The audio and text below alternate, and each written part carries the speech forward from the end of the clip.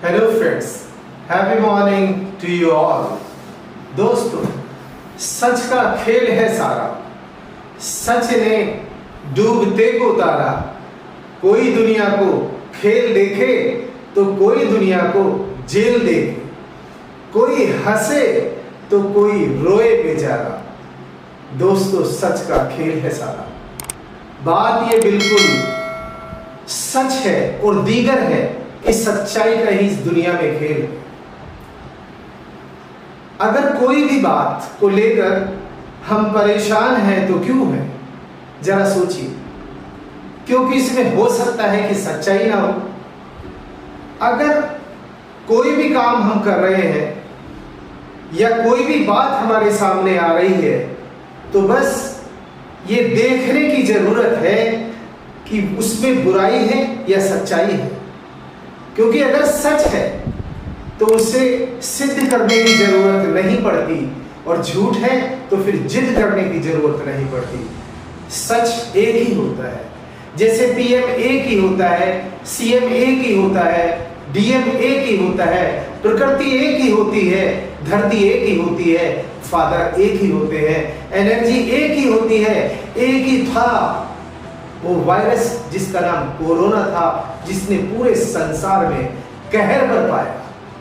इसलिए दोस्तों, सच्चाई एक ही है, बस उस सच्चाई को जीवन में उतारने की जरूरत है। और सच्चाई का रास्ता दिमाग से होकर दिल से ही गुजरता है। दिमाग से होकर दिल से ही गुजरता है। जरा सोचिए, जब आप किसी से प्यार से बात करते हैं तो वो व्यक्ति एक बार में ही आपका कहना मान जाता है और आप भी उस व्यक्ति का एक बार में ही कहना मान जाते हैं। क्यों?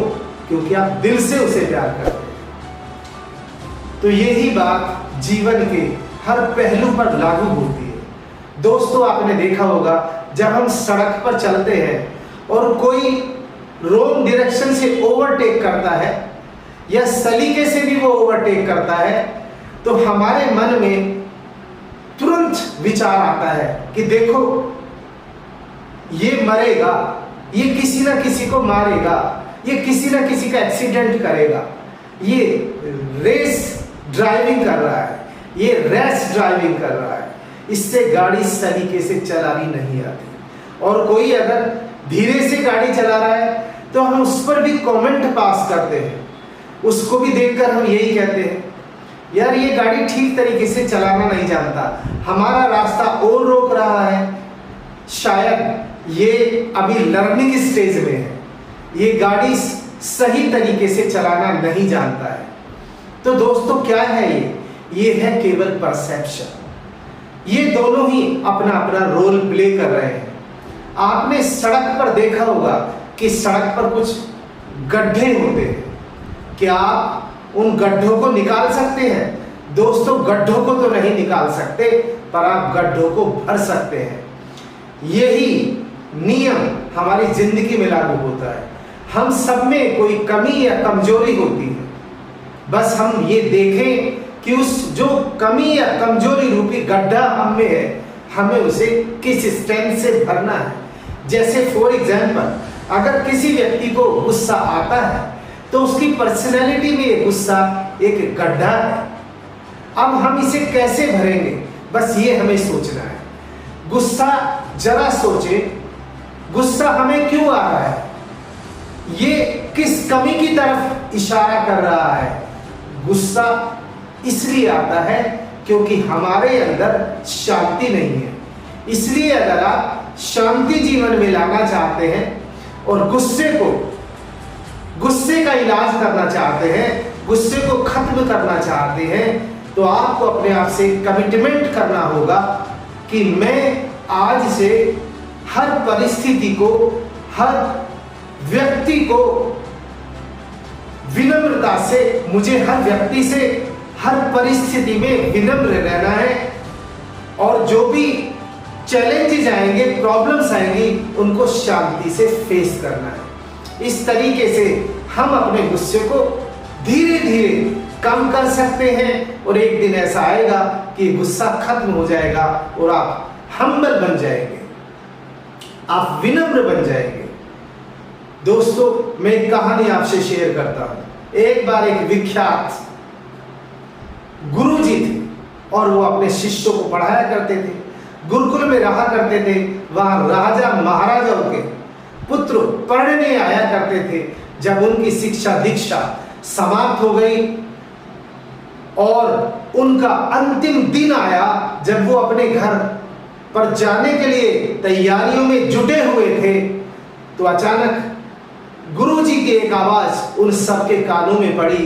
गुरुजी ने कहा कि कल आपका लास्ट डे है और आपको एक दौड़ में भाग लेना है, सभी मैदान में इकट्ठे हो जाएं। वो सब मैदान में इकट्ठे हो गए। गुरुजी ने कहा कि एक हर्डल रेस है, इसमें किसी को जंप करना है, किसी को पानी में भागना है और फिर लास्ट में एक सुरंग आएगी, उससे आपको निकलना है। बस सीटी गुरुजी ने बजाई, सबने भागना शुरू कर दिया।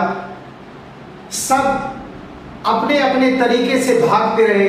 जैसे ही वो सुरंग में आए तो सुरंग में नीचे नुकीले पत्थर पड़े थे। अब उनमें से कुछ ऐसे थे जो किसी को धक्का दे रहे थे, कुछ बहुत सोच समझकर चल रहे थे, और कुछ दोस्तों ऐसे थे जो नुकीले पत्थर नीचे पड़े थे उनको अपनी पॉकेट में रख रहे थे कि जिससे दूसरों को असुविधा ना हो, क्योंकि उनको असहनीय है दर्द से गुजरना पड़ रहा था। जैसे ही वो सब उससे निकले, कोई कुछ बहुत जल्दी निकले, कुछ देरी से निकले, कुछ बहुत देरी से निकले। गुरुजी ने एक क्वेश्चन सभी से पूछा कि ऐसा क्या था कि जब आप जंप कर रहे थे, सभी दौड़ रहे थे, सभी जंप लगा रहे थे, जब आप पानी से गुजर रहे थे तब भी सभी साथ में गुजर रहे थे, लेकिन जैसे ही आप सुरंग में आए तो वहां कोई आगे हो गया, कोई बीच में हो गया, कोई पीछे हो गया, ऐसा क्यों? तो उनमें से एक शिष्य बोला कि सर, जब हम सुरंग से गुजर रहे थे तो वहां नुकीले पत्थर थे, उसमें से कुछ ऐसे थे जिसमें मैं भी एक था कि मैं जो नुकीले पत्थर थे अब उन्हें अपनी जेब में रखने लगा कि जिससे दूसरे को, जब कोई दूसरा व्यक्ति यहां से गुजरे तो उसको इस असहनीय, उसको ये पीड़ा ना हो जो हमने झेली थी। तो गुरुजी ने कहा कि बताइए ऐसे कौन कौन से शिष्य हैं आप में से जिन्होंने पत्थर वहां से उठाए और अपनी जेब में रखे हैं, हमें दिखाइए। उसमें से कुछ ही शिष्य आए, 2-4 ही थे, उन्होंने अपनी अपनी जेब से उन स्टोन्स को निकाल कर दिखाया। देखा तो वो भी आश्चर्यचकित हो गए क्योंकि वो तो डायमंड थे। गुरुजी ने फिर उन्हें बताया कि ये मैंने ही सुरंग में डाले थे, ये दिखने से तो ऐसे लग रहे थे, चलने से तो ऐसे लग रहे थे, लेकिन ये डायमंड थे। तो गुरुजी की दोस्तों शिक्षा थी कि जीवन में हम सब अपनी अपनी मंजिल पर तो जा ही रहे हैं। ये जीवन, ये संसार एक भागम भाग की स्थिति और परिस्थिति है, इसमें हर कोई भाग रहा है। तो आप थोड़ा दूसरों का भी ख्याल रखें, इस अनमोल पूंजी को आप इकट्ठा करें, आप अपनी सफलता की इमारत तो खड़ी करें, पर इस परोपकार की पूंजी को भी दोस्तों जमा करते रहें। दोस्तों, आप मेरा मतलब समझ गए होंगे। Thank you so much for listening to me.